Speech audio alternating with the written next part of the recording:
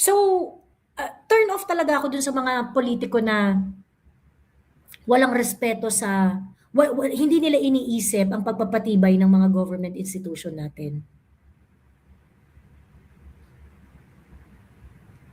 Ganun dapat. 'Di ba? Ganun dapat. Ngayon, yung kasi pagka hindi mo ano no, kapag parati yung decision nila is about political benefit, ay you will end up like Kiko Pangilinan, Risa Ontiveros, and Bam Aquino. Well, hindi na maaalis sa kanila na sila kakampi ni Marcos, ni Mm. BBM. Mas Marcos pa sila kay Amy Marcos. Correct.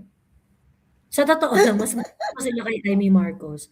Si Amy nga todo protect sa 1986 Constitution, ang constitution na nagpatalsik sa pamilya niya eh.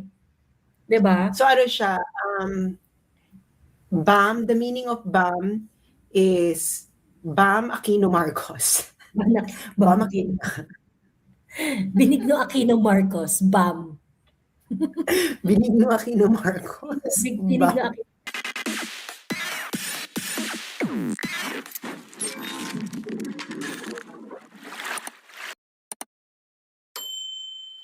Okay? Remember, isa sa mga pinakaunang issue nitong impeachment trial na ito ay whether or not Win Gatchalian should be the presiding judge. Okay? And not Cheese Escudero. Okay. I am going to repeat my explanation.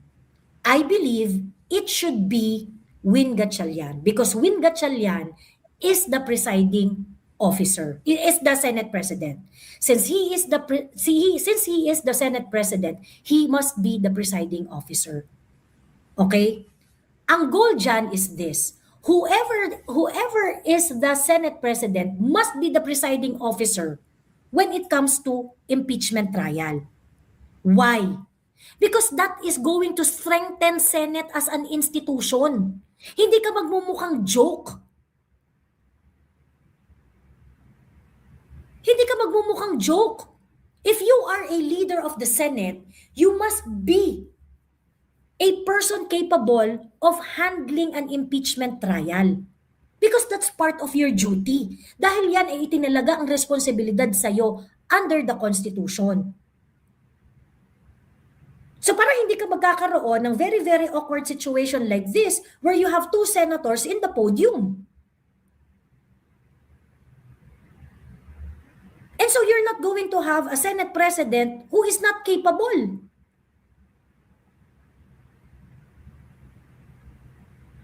Diba? Yun yung reason, yun yung sinabi ng Constitution eh. The Senate President must be the presiding officer. You cannot delegate it to someone else. Kasi ikaw ang ina-expect na gagawa niyan. And choosing Win is not because we are favoring Win. Okay? It's because yun yung sinabi ng sistema. Yun yung sinabi ng konstitusyon. 'Di ba? Ngayon, politically, mas magbe-benefit kami ng mga Duterte supporter kung si Cheese Escudero ang presiding officer. Sa totoo lang, with what is going on right now, the defense is actually getting so much advantage. Kasi nga pagkapunto per punto at legal marunong sa legal yung presiding officer, mas malaki ang laban ng depensa during the trial. But of course, I am not pabor sa amin yan politically. O sige, nandyan na tayo, di wala tayong magagawa. Yan ang pinilit ng majority ng Senate. O di dyan siya. But it doesn't mean we're not going to question it. It doesn't mean that we're just going to let it go na, o sige, total pabor naman sa atin si Cheese kasi mas magaling tong mag-handle ng impeachment trial kaysa kay Win Gatchalian. Tanggapin na lang natin. No. That's why the question doon sa propriety ng presiding officer is still up in the air.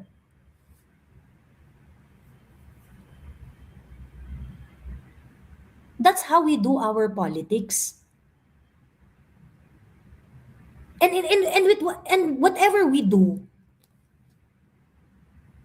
ako personally, whatever issue that we have, I can only give respect to politicians who are working to strengthen our government institutions.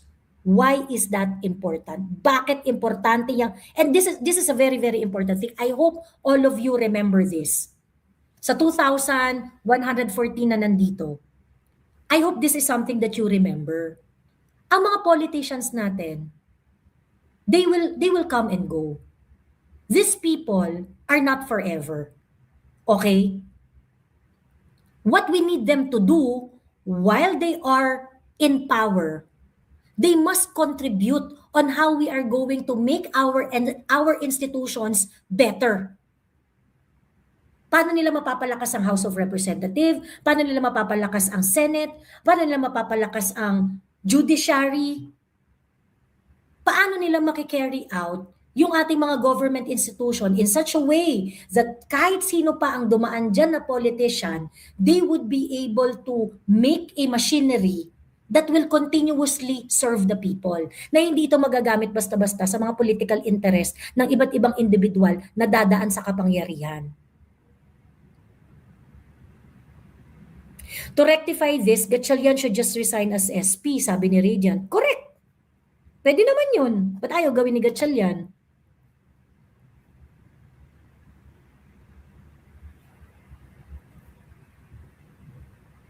Diba?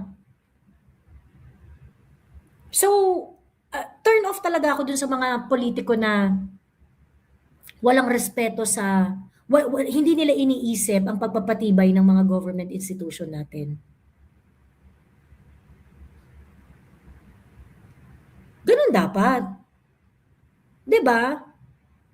Ganun dapat. Ngayon, yung kasi pagka hindi mo ano no, kapag parati yung decision nila is about political benefit, ay you will end up like Kiko Pangilinan, Risa Ontiveros, and Bam Aquino. Well, hindi na maaalis sa kanila na sila kakampi ni Marcos, ni BBM. Mas Marcos pa sila kay Amy Marcos. Correct. Sa totoo lang, mas sila kay Amy Marcos. Si Amy nga todo protect sa 1986 Constitution, ang Constitution na nagpatalsik sa pamilya niya eh. 'Di ba? So ano siya, BAM, the meaning of BAM is Bam Aquino Marcos. Bam Aquino.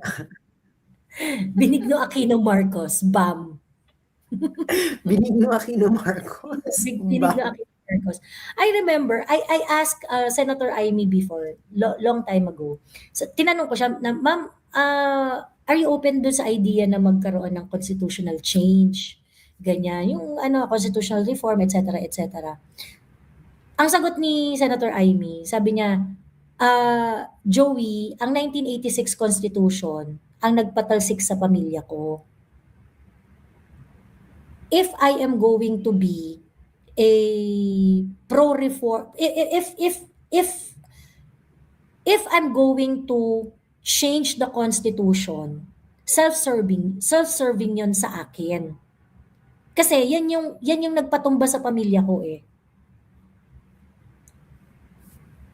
So kumbaga, parang vina-validate lang daw niya lahat ng sinasabi sa kanya kapag ka nag-advocate siya ng constitutional reform. So parang personal sa kanya na hindi ko kasi po pwedeng gawin yan eh. Kasi yung 1986 Constitution yan, nagpatalsik sa pamilya ko. Kung sasabihin ko na hindi, mag-reform tayo. So basically, vina-validate ko lang sa kanilang lahat na nandito ako para itumbal lahat ng kalaban ng mga Marcos. So parang for her, she took it upon herself na to blend in with the 1987 Constitution. Na ito na yung napagkasunduan ninyo, ito na yung gusto nating Constitution, di ito na ang protektahan natin, o di ito na yung ipaglalaban ko.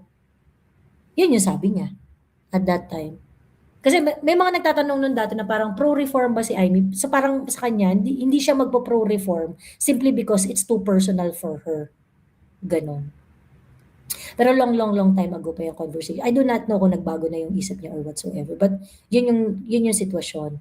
But anyway, ang point ko is that I do not see the same ano 'no, the same yung parang bakit itong mga kagaya nito nila Soto, kagaya nito nila bakit kayo parang pagka hindi pumapabor sa inyo ang konstitusyon at batas, willing na willing kayo i-abandon? Walang kwenta, eh, 'di ba? Walang kwenta. So itong mga 'to, ito yung mga tipo ng mga politician na who will just take advantage of their power while they are at it. And these are the worst kind of politician. And you do not choose this kind of politician. Ako pwede pa ako dun sa mga hindi ko agree na politician. Yung mga totally opposed dun sa mga polisiya and whatever. Yung mga, pero, poprotektahan ng institusyon. Kaya kong makita ng mata sa mata yung mga ganong klaseng politician. Hindi tayo agree, hindi tayo agree on certain policies, hindi tayo agree dun sa mga pamamaraan kung paano i-solve yung mga problems. But you are working to strengthen the governmental institution. Mas ma-appreciate ko yan. Mas gusto ko yun. Yun yung mga worthy opponent sa politics. Yun yung mga karapat-dapat na kadebate. Yun yung honorable. Yun yung honorable. Well, Ayan. ayun ang eksena. Pero nga, ang nakakaloka kasi itong sa mga camping politicians, no? Again, nakikita niyo na yung profile ng gusto ng LBM Group. Loser at hayok sa kapangyarihan. Ano ba yung mga camping politicians? Loser kasi ilang beses silang natalo. At hayok sa kapangyarihan. At hayok sa kapangyarihan. Walang ibang inintindi kundi mapatalo ang kalaban sa politika. Oo. Kasi na-wipe up, natalo kayo ng 2016 ng isang probinsyano. Masakit yan sa mga Manilenyo at mga feeling Manilenyo. Oo. Masakit yan sa mga elititan. Masakit yan sa mga elitista. 2019, na-wipe out kayo. 2022, humiliating defeat. Oo. Biglang nagkahiwalay. Nakakita kayo ng opportunity. Naghiwalay. Siyempre doon tayo kakampi sa nasa poder. Di ba? Ganyan kayo eh. Ganyan naman kayo mga camping politicians. So kumampi kayo kay Marcos. Kaya 2025, nanalo bigla ang akbayan, biglang number 1. Biglang si Bam at Kiko pumasok.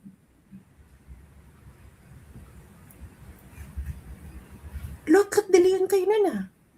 Ano yung nagbago? Nagbago yung poder na sinandalan ninyo.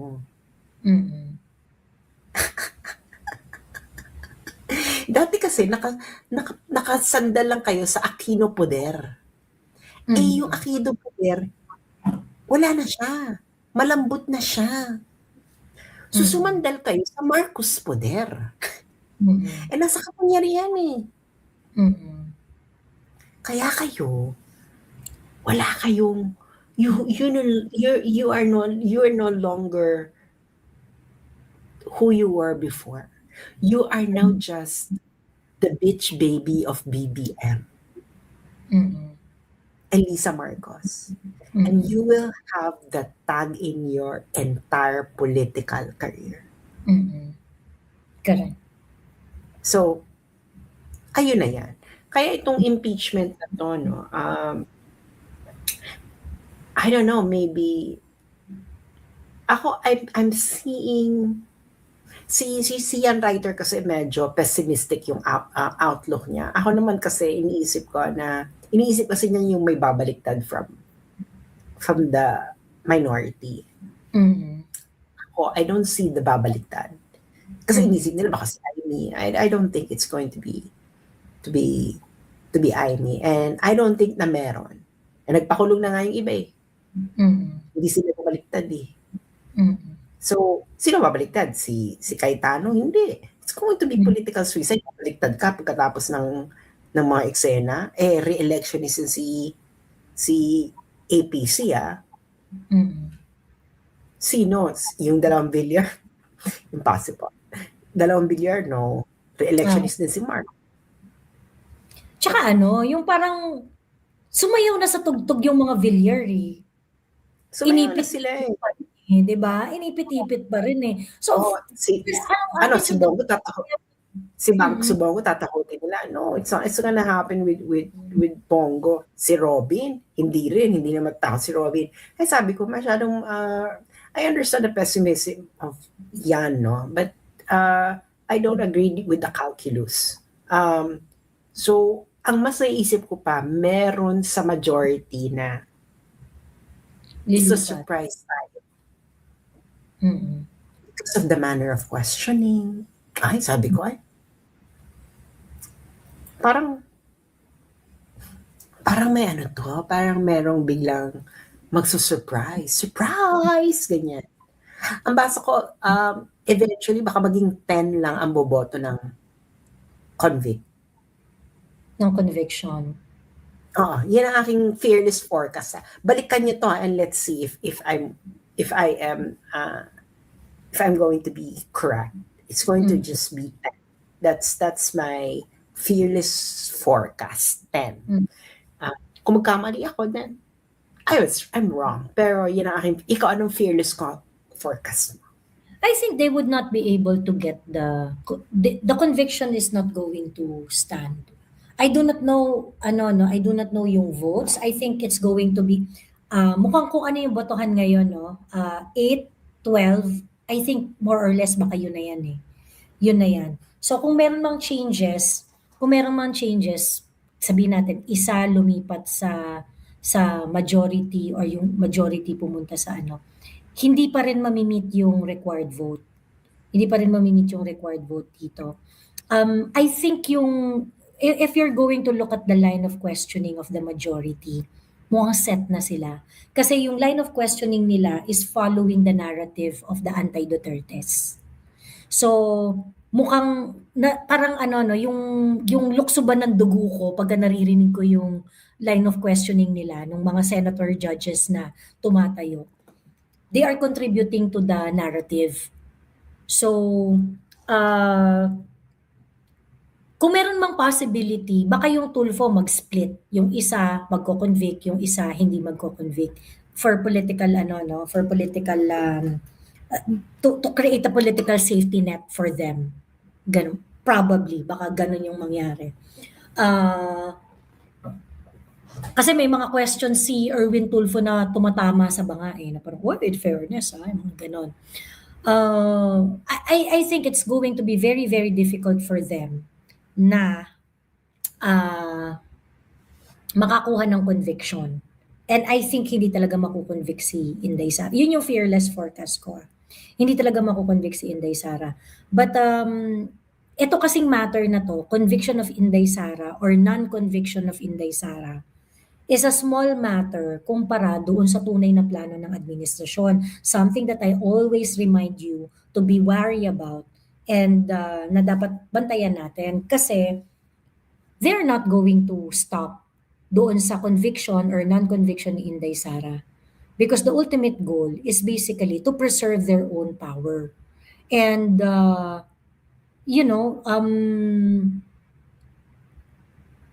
it's better that we use the impeachment trial to remind this government of other important things that we have to do. Since nandito ang lahat ng attention ninyo, gamitin rin natin itong impeachment trial na ito para i-remind ang gobyerno natin doon sa mga bagay na mas importanteng gawin.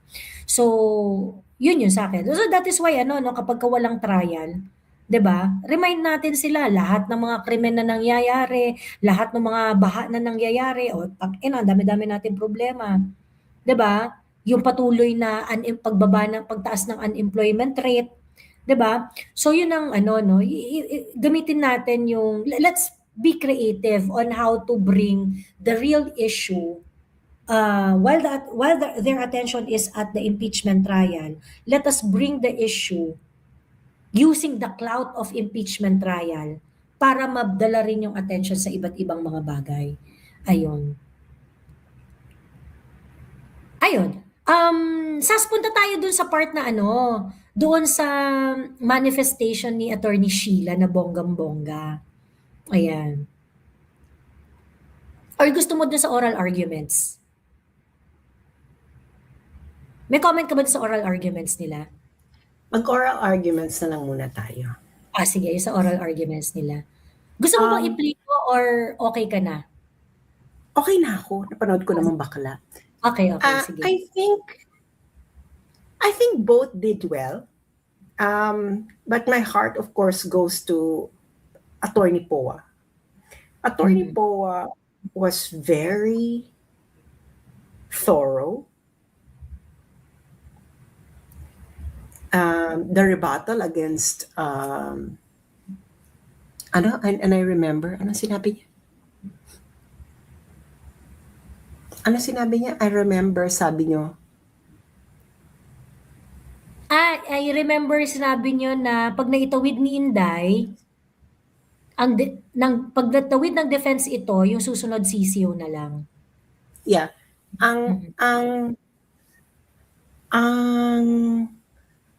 Bakit si Michael Poa? Una, Michael Poa is very thorough. Yes, sinungaling. Ang galing ng rebuttal ni Michael Poa, no, na sinabi niya na obiter lang yung sa what's this? Ay, sa mga hindi nakakaalala, hindi nakakaintindi, sa mga decision kasi ng korte, ng Supreme Court, meron tinatawag na obiter dictum at ratio decidendi. Okay. Ano pinagkaiba ng obiter dictum? Yung obiter dictum, para lang siyang side comment na it's not necessary for how the decision has been made. Okay? Kaya siya obiter. Side commentary. Ang ratio decidendi, yun talaga ang basihan ng decision ng korte. Yung argument, yung line of arguments na yan. And of course, no, maraming syempre may mga lawyers na they would consider which one is obiter, which is ratio decidendi, and of course it's only the Supreme Court can decide which one is obiter and which one is ratio decidendi. Decidendi. Ngayon, itong si Michael Poa, itong sinabi ni Jokno na obiter lang yung ano ba yung obiter na sinabi niya bakla? Ito yung obiter lang daw yung, kasi sabi ni Attorney Michael Poa, bakit sinasama ninyo yung mga bagay na hindi naman part ng pagiging Vice President Inday Sara. So for example, you're requesting for documents 20 years ago. And she's a mayor, she's ganyan. It's yung sinabi ni naalala ko na, yung sinabi ni Jokno, obiter lang daw, obiter dicta lang daw yung sinabi ng Supreme Court na relevant lang dapat sa years na kung saan siya naging Vice President. Ngayon, ang argument kasi ni Jokno, well, this impeachment court, katulad nung kay Justice Corona, sinama yung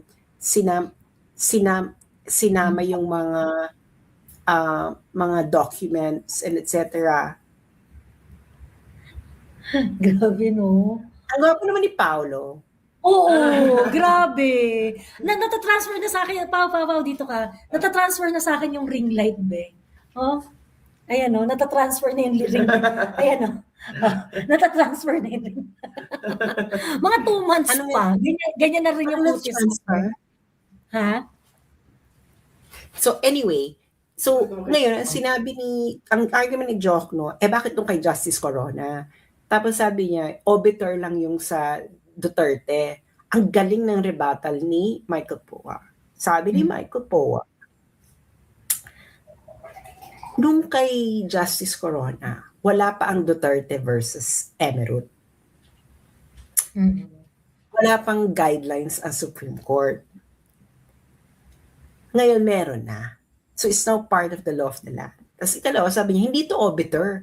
Kasi, nandun siya sa guidelines. Correct. And let us just settle this once and for all. Actually kanina during the live stream, inano ko to, pinoint out ko talaga to at talagang grabe talaga yung pandidiri ko dito kay Cheljok, no? Kasi parang, sir, naging dean ka ng law school ng Lasal, tas tang ina, ba't ang sinungaling mo? Bakit mo sasabihin na na obiter lang to? Let me show you this one. Teka, ayan.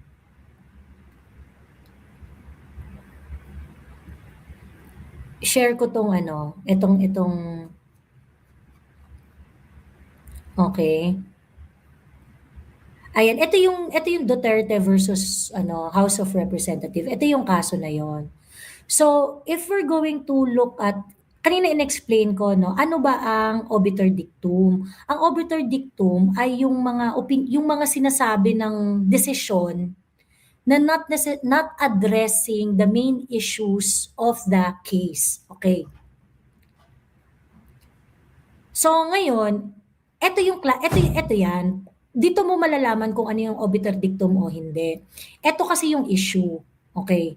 Kapag ang lahat ng discussion ay in relation to the issues identified by the court, hindi yan obiter dictum. Hindi yan obiter dictum.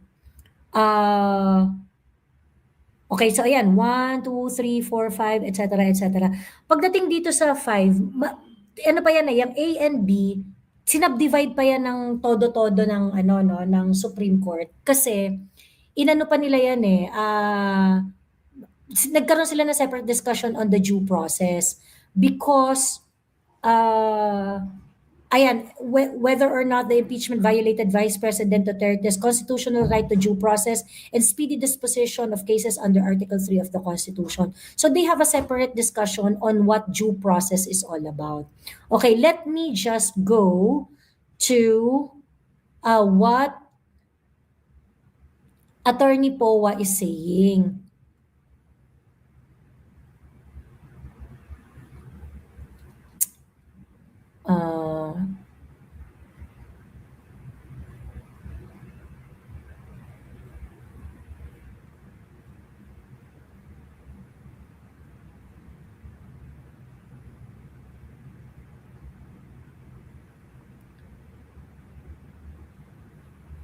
Asa na nga yun? Eto. Sa fourth discussion nila, sa fourth discussion, corruption as a ground for removal must involve acts committed while in office. Mga bakla kayo ng taon, hinighlight pa nga ng Supreme Court yung part na ito. When invoked as ground for impeachment, corruption must be supported by more than bare allegation. It calls for clear, convincing, and timely evidence of abuse of power, acts committed while in office, and acts done with intent or in manner that betrays the public trust. Yeah. Actually, kaya mali dito si Jock, no? Kasi hindi to obiter. This is actually an interpretation of the constitutional provision. And it is only the Supreme Court that can has the authority to interpret the Constitution. That is its constitutional mandate. Interpret the law and, of course, the Constitution. The Constitution is the law. So, pag nag-interpret ang Supreme Court ng batas, hindi yun obiter. Hindi yun side comment. That's not a side comment, that is substantive because it is an interpretation of the law. Correct. So, mali dun si Jock, no? So, panalo dun si Powa. Magaling si Powa. Magaling ka, Powa. Magaling siya magsalita. Very sharp. Yes. Very sharp and very calm. Bongga ang asawa nito, ni Michael Powa. Oo. Ayun. ayun, so anyway, so, ang labo nung ano, ang labo nung yung meron pa isang very, very dishonest si ano, eh, meron pang isang discussion na very, very dishonest si Cheljok, 'no. Yung sinabi ni part kasi nung argument ni Attorney Powa was, um, yung tungkol dun sa evidence. Sabi ni Attorney Powa, kapagka kunwari merong impeachment complaint, nung na-file niyo yung impeachment complaint na yan, wala naman kayong evidence na attachment yung complaint na yan sa House of Representative. Wala. Lahat ng ebidensya ninyo na-procure through the power of subpoena ng Committee on Justice. But when the impeachment complaint was filed, bare allegations lang siya. Bare allegations lang siya. Nakuha niya yung mga documents niya, yung mga SALN, mga bank documents, mga BIR documents, etc., etc. Nakuha niyo lang yan under the subpoena power of the Committee on Justice. So, ibig sabihin, wala kayong ebidensya. Kung hindi niyo pa ginamit ang subpoena power ng Committee on Justice, wala kayong ebidensya dyan sa mga kaputang inahan ninyo. Okay? Hindi yon ang mali yun. Kasi fishing expedition yan eh. Fishing expedition yung ginawa ninyo. Nandun sa, hindi to discuss ni Attorney Powa, pero diniscuss na natin to dun sa mga previous lives natin. Na sa House of Representative rules mismo, nakalagay doon na kapag ikaw ay i-evaluate ng sufficiency in substance and in form ng isang impeachment complaint, yung complaint ay dapat meron ng mga attached na evidence, yung mga acts na kino-complain, at kapag hindi na kontra itong mga ebidensya at itong mga allegation na ito, would amount to the act being complained of. So, ibig sabihin, pagka kunwari, nagnakaw si Inday, may ebidensya ng pagnanakaw, tapos kapag hindi na to tinanong, hindi na to challenge or whatsoever, yun na yung patunay. Magsastand siya on its own. Magsastand siya on its own. Ganun yung nire-require nung completeness in substance. Walang ganun. Ang impeachment complaint ni Inday Sara. Ano ang sagot ni Cheljok, no? Sabi, ay hindi, kasi may oras naman para mag-present ng ebidensya, ganyan, etc., etc. That's a different thing. Yung trial po, may ebidensya ka, may ebidensya rin pangontra ang defense. Pero at the time you file the complaint, dapat may ebidensya ka na rin. Yung ebidensya na pagpe-present mo, yun yung ebidensya na ipe-present mo sa trial. Iba yun.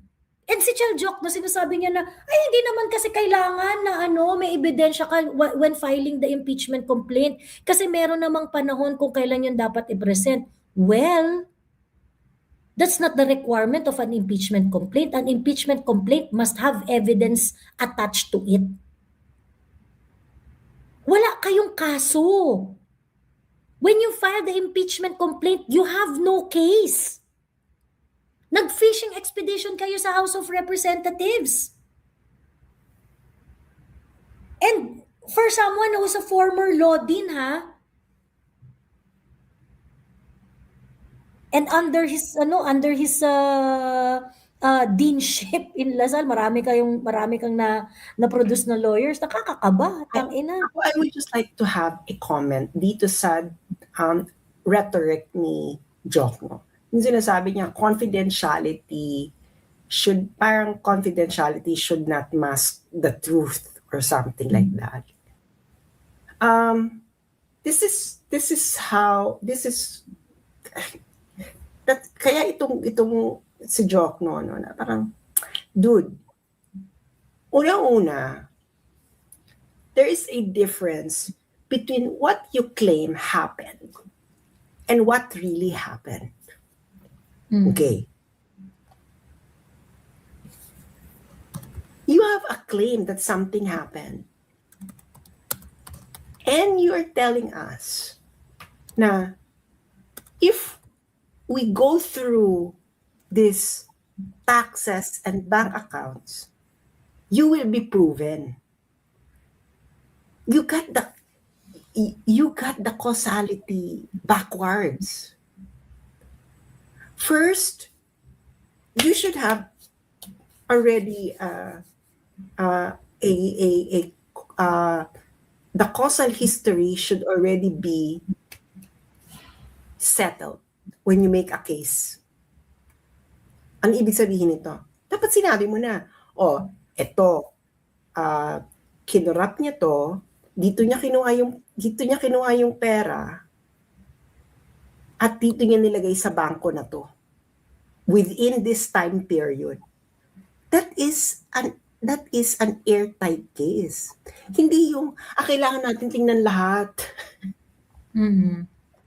Kailangan natin tingnan lahat kasi doon talaga mapuprove ang aming claim. Yun ang gusto mong sabihin. Joke, no. Hindi yung confidentiality should not mask the truth. No. Ang gusto mong sabihin, kailangan natin itong i-leave ang confidentiality kasi hindi namin talaga alam kung totoo itong sinasabi namin. Gusto lang namin malaman, baka sakali. Yun ang inyong kaso, baka sakali. Ang kasong baka sakali ay hindi kaso. Correct. Girl, para kayong mas magagaling pa yung mga girlfriend sa inyo mag-imbestiga.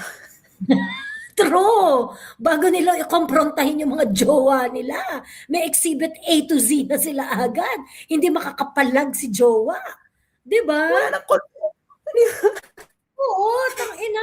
Hindi, walang hearsay, 'di ba? Di ba? Hindi kailangan natin bulatlatan lahat para malaman natin ang katotohanan. Bakla. Ano ba katotohanan yung gusto niyong mahanap? Kung ang gusto niyong malaman is kung totoo yung haka-haka ninyo. Hindi kayo naghahanap ng katotohanan. Ang gusto niyo is kung totoo yung haka-haka ninyo. Kung hindi totoo yung haka-haka ninyo, nabulatlat yun na yung records ng tao. That's actually against the law. Tapos yung mga sinasite pa nila, no? Bakla yung mga sinasite yung kaso, meron yung dahil meron yung causal history, nagnakaw ka, nilagay mo sa bangko mo.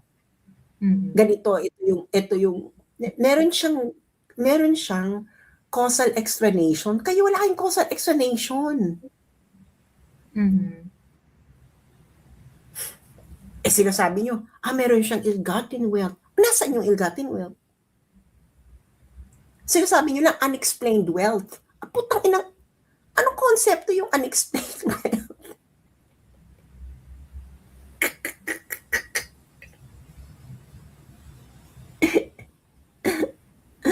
Meron ba siyang indirectly or directly siyang kumita sa mga negosyo, ganyan bilang, how exactly?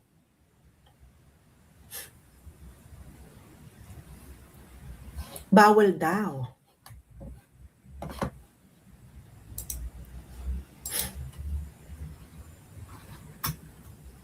Tapos meron ring marami ring mga wala naman dun sa original na impeachment complaint. Pagkatapos lumabas na lang siya dun sa hearing sa House of Representatives. Marami talagang butas yung yung impeachment complaint na 'yan. Hindi talaga I just find it weird for someone na matalino naman to si Jokno 'di ba? Matalino naman to si Jokno, bakit doon ako naiinis yung mga merong legal pro, I explained it earlier doon sa live stream no trial. Ang nakaka-disappoint doon sa mga abogado na kagaya ni Jokno. Kasi pag lawyer ka, may premium ka Kasi alam mo yung batas, 'di ba? Alam mo yung batas. So people are going to subscribe doon sa opinion mo, very likely, if you're talking about legal matters. And even if you're going to talk about non-legal matters, because of the prestige that you have as a lawyer, people would tend to believe whatever you are going to say. Ang nakakainis doon sa mga abogado na kagaya nila Chel Jokno, nila Leila de Lima, nila ano, nila Falsis and nung mga ano 'no, they're going to use their prestige as lawyers ta's hindi magsasabi ng totoo. And instead of illuminating the minds of the public on certain legal matters, mas nililito nila yung taong bayan. 'Di ba? And in return, basically, you are not strengthening the justice system. You are just making people more confused. Them fighting for something that they are not supposed to fight for. Ito yung sinasabi nila kay yung nag-engage daw sa business, etc. Ganyan. Una-una, hindi employed si VP Sara during his tenure as vice president in other things. Ngayon iting defense, sinasabi nila, kumita raw kasi siya, nag-participate sa business. Pero yung constitutional provision, ito yung sinabi, they shall not during said tenure directly or indirectly practice any other profession, participate in any business, or be financially interested in any contract with or in any franchise or special privilege granted by the government or any subdivision, agency, or ibig sabihin, kung yung financial interest mo ay hindi naman in contract with or in any franchise or special privilege granted by the government, okay lang yun kasi hindi yun magkakaroon ng conflict of interest. So kung ikaw, Joey, kasi nag-i-issue na yan kay GMA hindi siya nag-divest sa may mga hindi siya nag-divest na investment. Nung panahon niya. Naalala ko yan pero hindi siya hindi siya naging issue. Gets nyo? Kaya binibilog nila yung mga tao parang kulangot. Itong mga kakamping politicians, kaya never again. Totoo. Jokno Carpio Santa Maria, listen how these effing lawyers, iisa hulmahan magsalita. Ayun. Actually, di ba may opinion ton si Dean Mel Santa Maria na mali ang ginawa ng defense kasi bakit ano yun yung dapat daw hindi na nag-spend ng time yung defense tungkol doon sa pag-question tungkol sa authentication ng video dahil yung video naman daw nakita naman na daw ng lahat. Ganun. Parang hindi mo kayang bigyan ng leeway yung defense legal strategy dun sa pagtatanong tungkol dun sa video. At hindi mo rin ba naisip na hindi naman yung authenticity ng video per se ang kino-question doon? That the line of questioning is actually directed to the credibility of your investigators and not necessarily doon sa authenticity ng video. 'Di ba? May mga ganyan yung nagko-condition sila ng isip ba na hindi honest. Hindi honest. Na pwede naman silang maging objective dun sa pag-interpret nila pero ayun nga, dahil may prestige sila syempre Dean Mel Santa Maria, dating Dean na, I think Dean pa rin yata siya ng FEU law yata. Ganon, Justice Carpio, of course, dating Supreme Court Justice yan 'di ba? Ayun, tsaka yan si Jokno. So, nakaka-disappoint lang. Sobrang nakaka-disappoint lang. And for for Jokno to make it acceptable na ay hindi okay lang mag-procure ng evidence. Kahit wala sa complaint yung mga evidence. Kahit hindi yan na-present doon sa complaint or kahit hindi yan na naipakita doon sa mga complaint. At kahit ginamit ang subpoena powers ng Committee on Justice at lahat ng yon ang naging attachment diyan sa ano na yan, diyan sa impeachment complaint na yan, okay lang yun. Okay lang yun, di ba? Kahit sang malinaw na fishing expedition ang nangyari, okay lang yun. It's just really so disappointing. Ayun. Kasi hindi mo naman, ano eh, hindi, by agreeing to that kind of situation, sinasabi ni Joke na acceptable yung ganitong proseso. 'Di ba? At yung proseso na nakakapanakit ng karapatan ng isang Pilipino under due process law, 'di ba? Mag-a-agree ka na, ay hindi kasi pwede na yan, eh, total politically beneficial naman sa kay Joke no eh. 'Di ba? Nakakairita, nakakagalit actually, nakakagalit. Yan yung appeal to authority na kahit gaano kabulok sabihin nila, they hide behind their bona fides to learn credence sa mga, to lend credence sa mga assassin takes nila. Asinine takes nila. Sorry. Ayun.